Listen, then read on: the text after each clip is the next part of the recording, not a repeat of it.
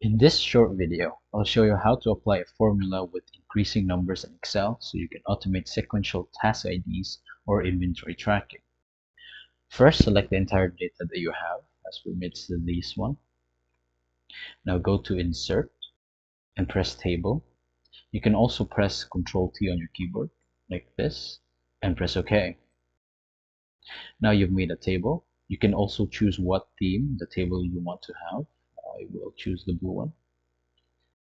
Next, go to your task IDs right here. As for me, it's this one. Now input equals rows, close parentheses, 82, and next one, press F4 on your keyboard, and I want you to put a colon.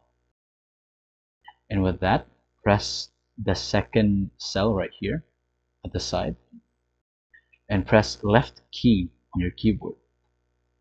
With that, just add a close parentheses and press enter. And just like that, you've automated your task IDs or task numbers. When I say it's automated, it's literally automated. Look, I will put in a phrase like data entry, and there you go. It automatically automates it, like files, documents. There you go. Now you know how to apply a formula with increasing numbers in Excel. You can watch this playlist if you ever get stuck with this one.